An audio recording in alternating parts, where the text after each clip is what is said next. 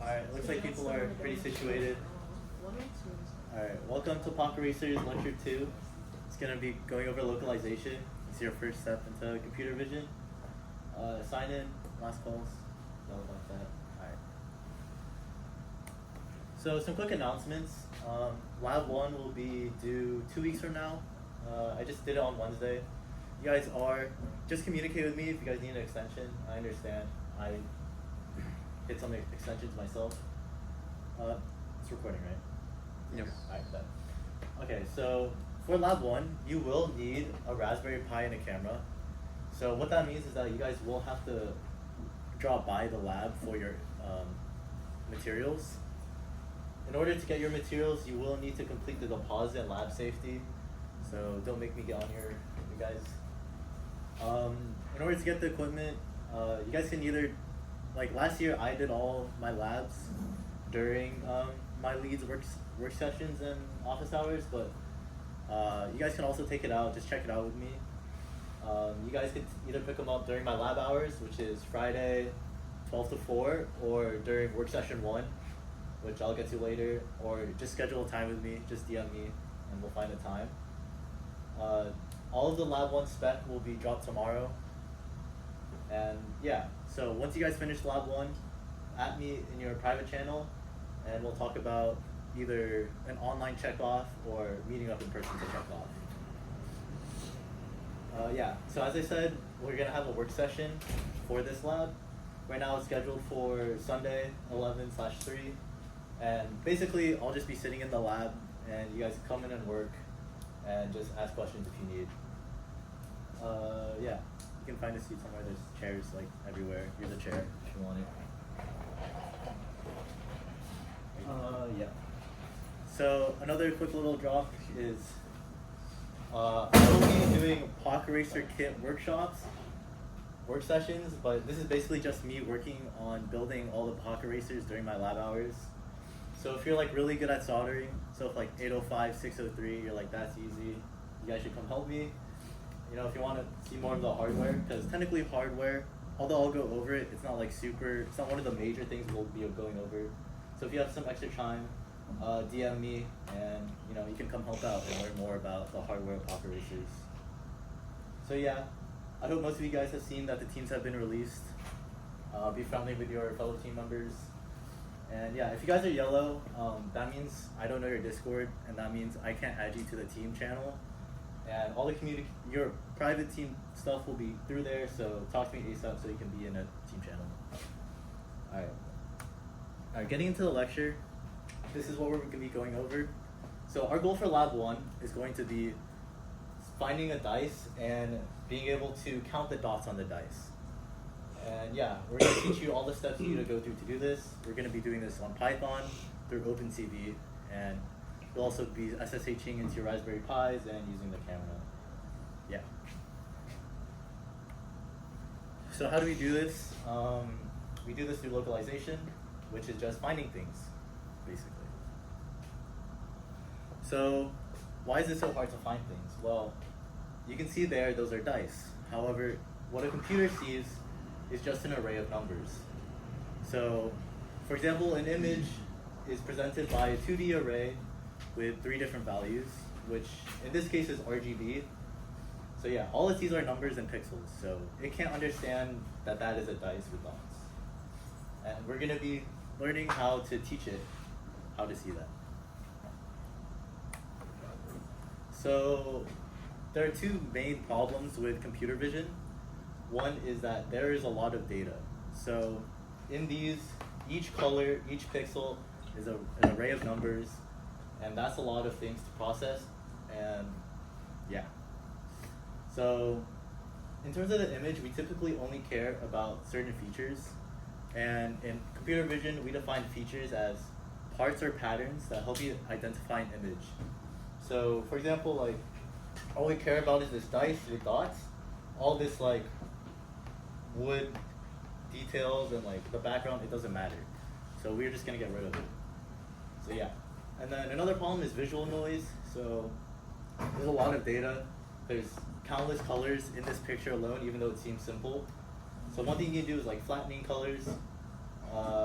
This one is like original, and then this one was reduced to only 2,000 colors, which is still a lot, but yeah. So what tools do we have for this? Convolution.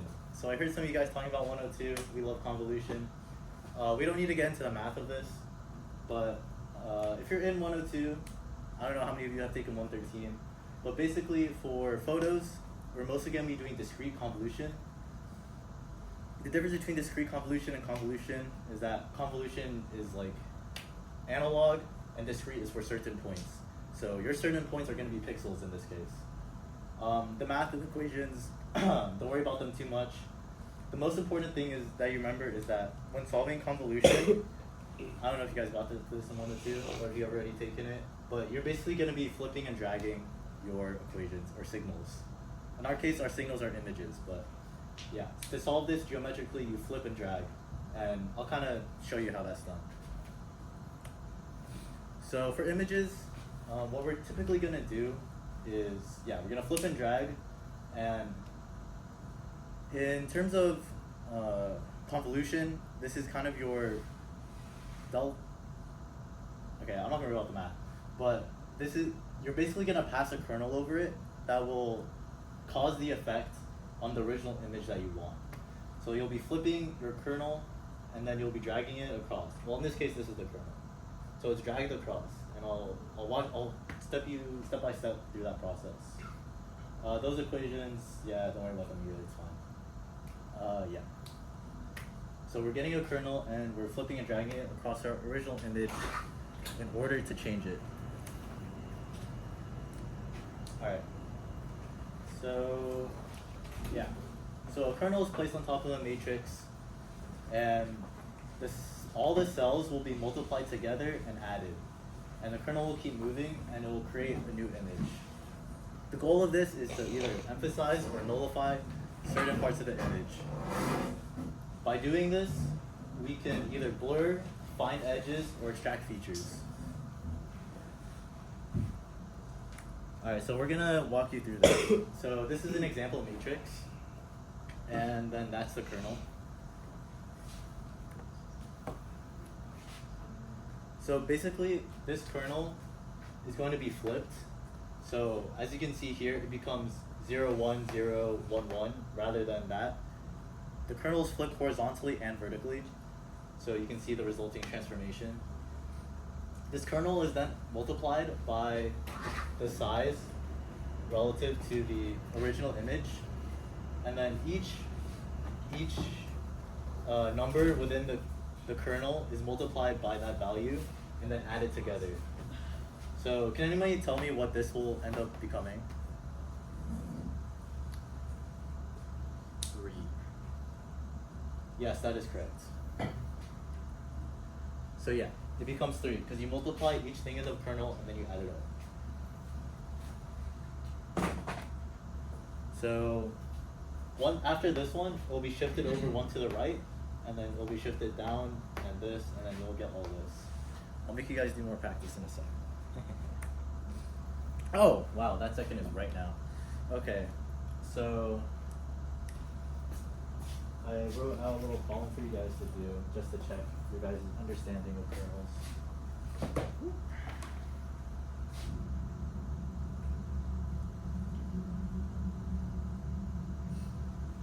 Alright, so I hope this will be visible. So let's say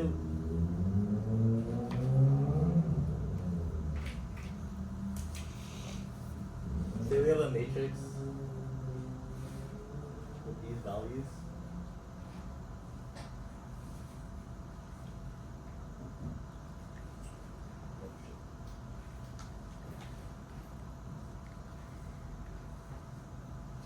Let me know if this is like really hard to see.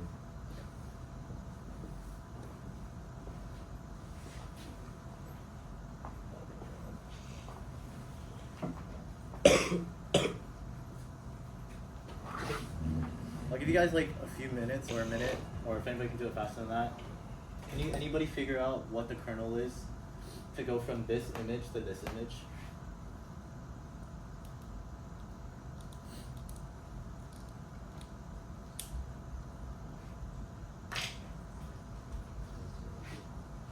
If you guys need help reading any of these numbers, just say them. Yeah. It's 0, 0, 1, 1. Yes, that is correct. That's actually not quite correct because you have to flip it first. Oh, right. So it's 1, 0, 1, 2. No. Not quite. 0, 1, 0, 1. No. No. Your original answer was correct. Just flip it horizontally and vertically. 0, 0, 1, 1. 1, 1 horizontal. And 1, 1, 0, 0. Yes, that is correct. You guys want do you guys want me to go through it? Alright. So we can start with, let's just analyze one of these at a time. Oh my god. So 5. So which numbers will this 5 encompass? Okay, wait, actually I should ask you this question first. What size do you think the matrix will be? Well, I guess we already know. So the matrix, sorry, I'm all over the place. So the matrix is going to be 2 by 2. So what that means is that our first point is going to encompass this. So that will be our 5. Our 3 will encompass this. And this bottom left 3 will encompass this side. You guys kind of understand that? Alright, so going back to this little square here, we see these numbers. So, just for time's sake, there's a lot of possibilities, but we know that we have to multiply each of these numbers by something, and they have to add up to 5. So, quick thing here, we see 3 and 2. That adds up to 5. And just to double check, we'll keep going. If we apply the matrix again, 1 times 1, you get 2 plus 1, you get 3. So, and then if you do it again, it works for the entire thing. So what we know is that we want to multiply this matrix by 0, 0, 1, 1. So let's see. Sorry. We know that we want to multiply the matrix by 0, 1, 1. Do you guys kind of follow that? And then, like we were talking about, we want to multiply by this, but before we do our dragging, we have to flip it first. So flipping it horizontally does nothing. So when we flip it vertically, it becomes 1, 1, 0, 0. And that's how we got the kernel from the image and the result. Yeah, question? Do you always just kind of guess and check? This is more of like a concept idea. You're not really going to be doing this in practice. Yeah. Does the kernel always have to be a square matrix? Sorry? Does the kernel always have to be a square matrix?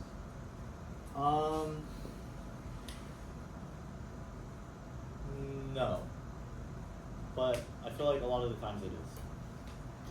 Why do we have to flip the kernel? Like, why can't we just take it and just multiply it directly? That's just how convolution works. That's just how convoluting images work. I don't really know what to tell you. Yeah. Do you have any other questions? Yeah, quick convolution is just like that. Alright, sick.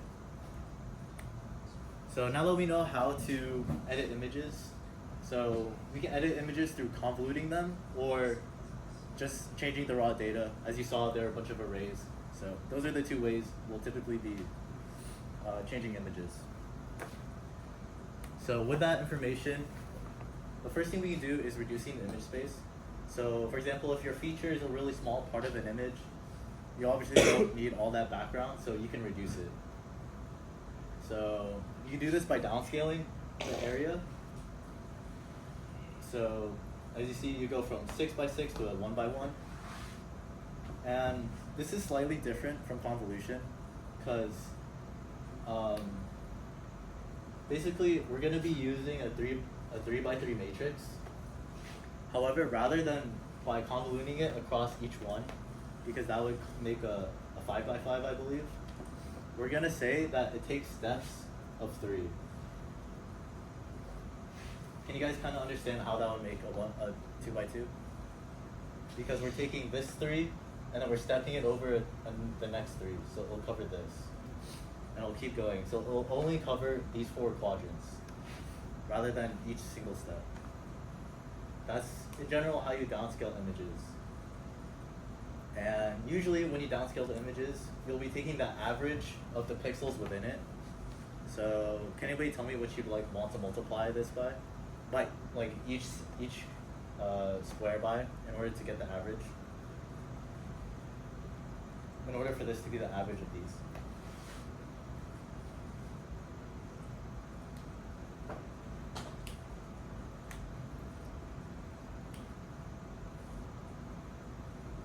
Yeah. 1/9. Yes, 1/9 is correct. So to get the average, you add everything up and divide it by how many there were. So you'll multiply everything by 1. Well, you're going to multiply everything by 1/9, but to understand the idea, you multiply everything by 1 in order to get the sum of everything, and then you divide everything by 9, and that will give you the average. So multiply everything by 1/9, and that will give you the average of this quadrant. So that's how you downscale images. Alright. So another important thing to do is reduce noise. That's like a really noisy picture of Albert. Yeah. So even though noise isn't super visible to us, computers process every single pixel, every single number, so it can really get confusing for computers. Yeah. So we're gonna try to avoid that. So the goal is to minimize variation in between the pixels, but we also still want to preserve the specific features that we are looking for. So we talked about flattening colors, but we could actually flatten all the way down to only 256 types of colors. And this is through grayscale. So grayscaling is changing this image into grayscale, obviously. So this will reduce the amount of colors and image and things we're processing. So even though it reduced the information on this image a lot, it still preserved like the foreground and the background and the shapes, which is what we want. However, that's still not enough for the computer to understand what's going on. So if you zoom in really closely, this is what the edge actually looks like. So this to a computer doesn't really look like an edge. Like if you've ever like used the paint, like the bucket tool on paint, like if there's even like a 1 pixel off, like it all fills. So everything has to be like super accurate in order for the computer to understand. Yeah. So this still isn't enough for it to understand that that's an edge. However, blurring the image will make it easier for the computer to understand. There's going to be less noise and less things to process, and it can easier see that this is a straight line rather than things going all over the place.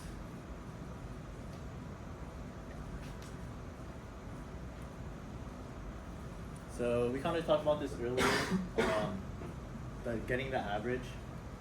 So basically the idea is to do a box blur. Doing this box blur will give us an average of all the pixels around it. And you guys kind of understand how that would cause it to blur, because the pixels are only averaged, they're not like their own specific.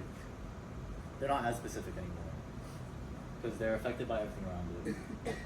So that kernel is how we're going to cause box blur on these images. And blurring it will allow us to see the features better.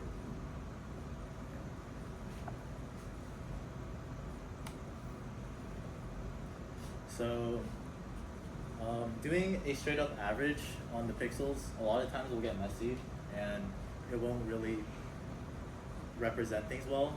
Like if you have white and black, it'll just turn into gray. So in order to avoid blurring things too much, we use something called a Gaussian blur. You don't really have to worry about the equation either. It's just there in case you feel like it for fun.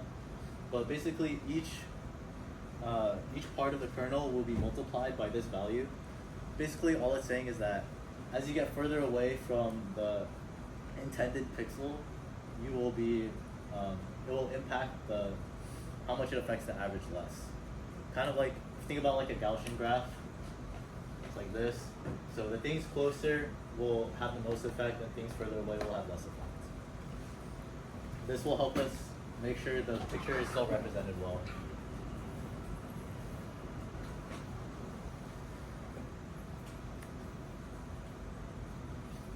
So yeah, so those are ways to reduce noise by using a box blur or a Gaussian blur. And these kind of show you an example. So this one takes the average of all these, and then this one takes an average based off of what's around it, and it's weighted.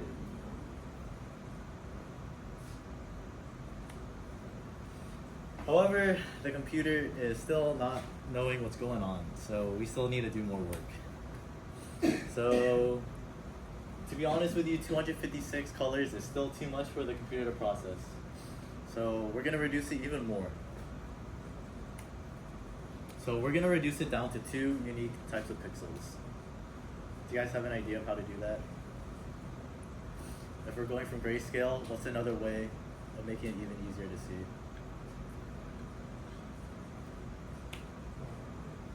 I heard, yeah, black and white. So for our case, it's pretty simple. We just need to find and isolate the dots to count them. So black and white will serve as a purpose for us. We just need to black out the background and white the foreground and the dots, whatever. So we're gonna make every pixel black or white. And how we're gonna do this is we're gonna threshold it. So what thresholding means is that we're basically going to determine a value for the grayscale, and everything below that value will become, okay, I think black is 0 and then white is 255. So let's say we pick like 175 as our threshold. Everything below 175 will become black, and everything above 175 will become white. Yeah, that's how thresholding works. And yeah, we're just trying to minimize the information on the image as much as possible. So yeah. Yeah, I was right. So black is 0, white is 255, and we're gonna pick a threshold that will decide whether the pixel is white or black.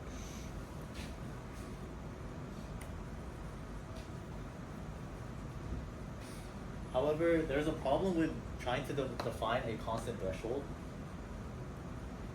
Even though it seems good in this picture, there's a lot of issues that could come up with this. And I'll just go through them quickly. So, for example, like lighting.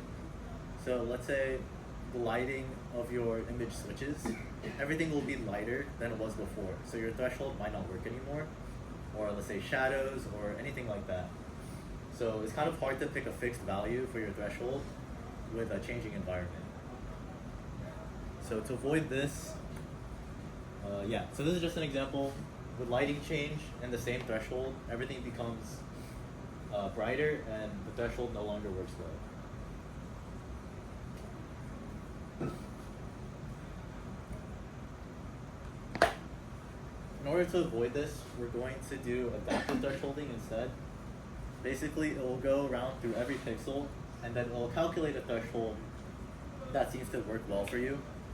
The process for this is kind of complicated. We'll just run the function, it'll do it by itself. You don't really have to worry too much about it. So yeah, basically it'll look at your image and it'll decide for you what the best threshold will be. So some differences between simple and adaptive. The pros for simple is it's faster and you have precise control over it.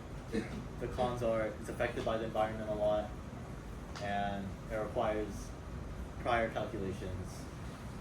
Adaptive thresholding, it handles environmental changes better. There's no calculations for us, but it is slower and we don't precisely pick it unless you want to calculate it yourself.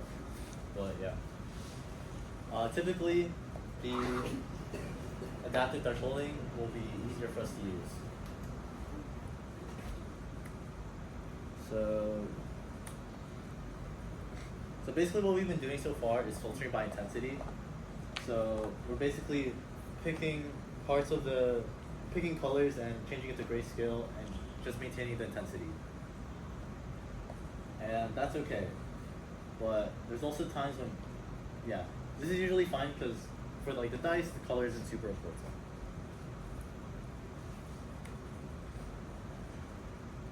Okay, I did not realize this is, okay. So far we've done grayscaling and black and white. However, if we want to maintain the color, if we want to filter the image by color, we need to do something through HSV. So RGB is not the only representation of color, there's also HSV. How HSV works is hue determines the color of the pixel, saturation is the amount of the pixel, and value is the brightness. So this is a lot better than RGB for filtering colored images, because RGB has 3 inputs that define color, while HSV only has truly one color that, like one input that defines the color.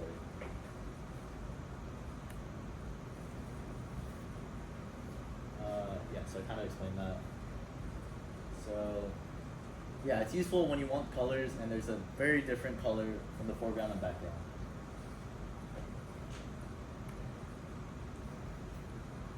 So when doing HSV, you still want to do the same thing. You still want to blur first, and then you want to find your hue range.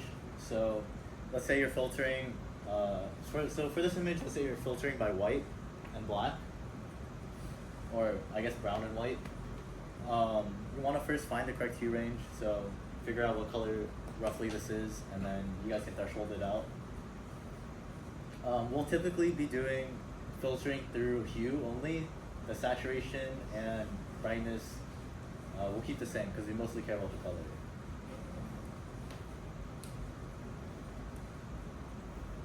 So okay, this kind of okay. So basically, imagine that this is our result after thresholding by white, or okay, let's do a different color. This is your result after thresholding an image by black, by blue, and then this is your image after thresholding it by red. So now that you have your blue and red, you can actually add them together to get both of them combined. So let's say you want,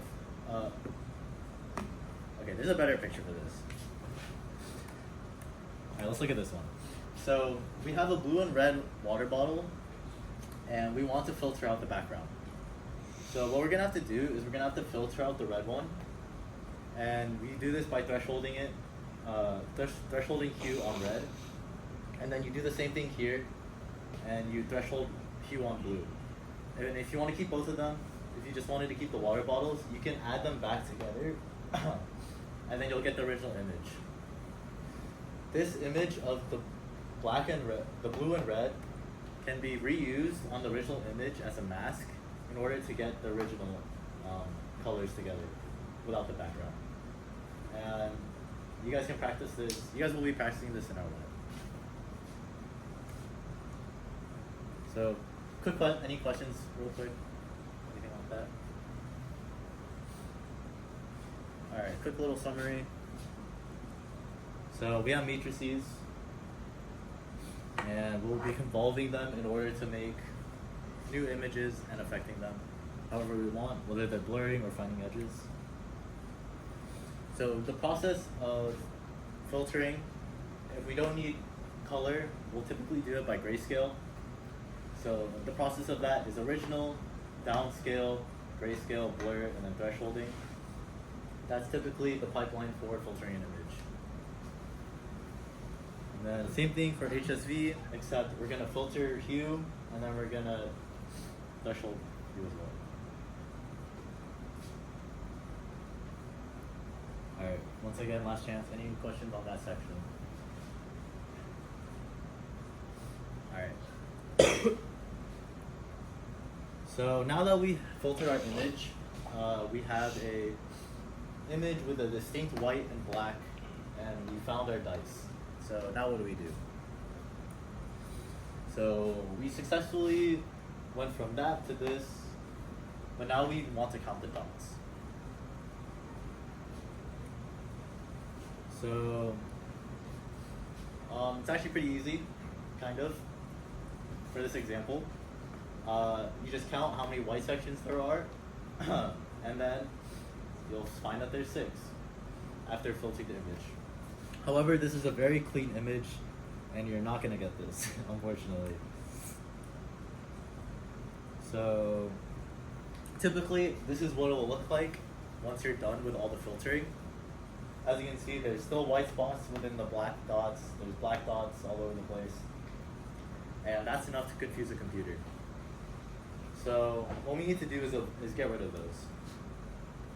So we can do this by erosion and dilation. Basically, erosion involves shrinking the high value regions, and dilation is shrinking the low value regions. That's kind of a confusing explanation, so don't worry about it. So for this case, what we want to do first is erode the white spots. So when we erode the white spots, these dots within the black ones will become smaller. And they'll become small enough where they are no longer processed. After eroding these white dots away, we're going to dilate it back to the original image. And that should give us these black dots without anything in them. However, we still have an issue because there are black spots all around. So what we're going to do is we're going to dilate, and these black dots will shrink. And they'll shrink enough where when we erode it back, they'll be gone. So I'll show you guys a more step-by-step process. So the first step is to erode the white dots that are in the way of the black dots. And this is what it'll end up looking like. So all the white stuff was shrunk, and now there are no more white dots in the middle. So we then dilate the white stuff back, and it will return to the original image. The next step is to dilate, the wording is kind of confusing, but the next step is to dilate the black dots, which will actually shrink them, and will make all the excess black dots go away. And then next we want to erode it back to the original image, and now we have no more extra noise. We have no more extra dots in the image, which will allow it to be easier to see. Going back a little bit, how we do this is, it's not quite convolution over the images, but basically what we're going to be doing is that we're going to be passing a kernel across, and in this kernel we're going to define the minimum value of the pixel. So remember when we said erosion is the shrinking of the is the shrinking of white. So basically we're going to be going across and picking, in our case this would be the darkest pixel inside the kernel, and by doing that we're going to be shrinking the size of the white within the image. And then after that we're going to be doing dilation, which is the opposite. We're going to be passing a kernel across and picking the maximum value inside that kernel. And that will shrink the white, that will shrink the black, because white is being picked more often. Because white is 255 and black is 0. Do you have any quick questions about erosion and dilation? I know the wording can get kind of confusing. Alright.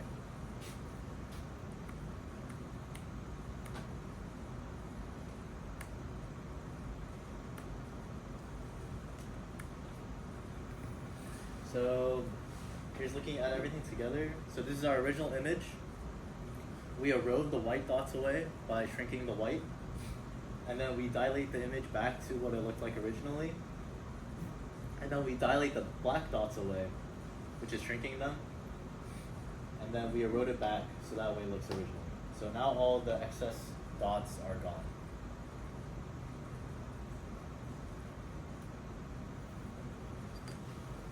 Yeah, so those will work for really small dots.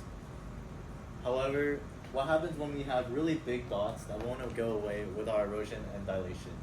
Like this one is even bigger than the ones we're actually looking for. So these are difficult to get rid of. However, when we detect our blobs, we can define things that will allow it to pick which ones it wants to see. So for example, all the dots that we're trying to count from the dice are circles. However, these are clearly odd shapes. So we can filter out only the blobs that we actually want to see. And the blobs we want to see are the circles. So we can filter by size and filter by circularity. Doing this will allow us to pick the blobs we actually define as a feature. So these are some of the types of blob detection that we will be using. We can filter by area, color, or circularity. I guess color won't really work for black and white, but you could do that.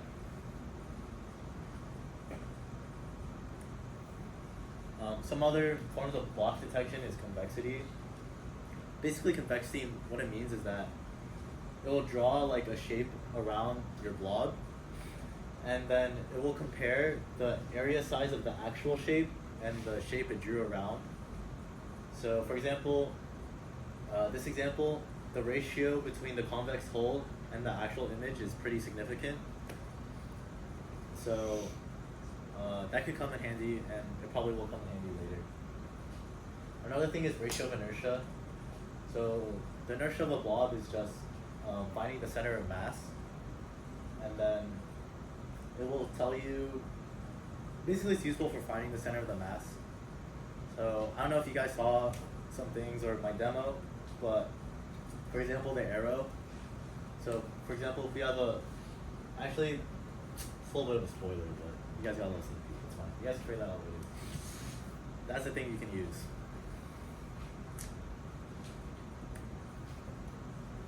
So yeah, when you're trying to detect blobs, you want to erode and dilate in order to get rid of the small ones. And then if there are blobs that you can't get rid of, you need to filter which blobs you pick in order to find which ones you actually want. And that's done through these filters. And yeah, that's pretty much it. I went through that pretty fast, so if there's anything you want me to go over again or any questions, now's your chance. Or if you want to go through any examples.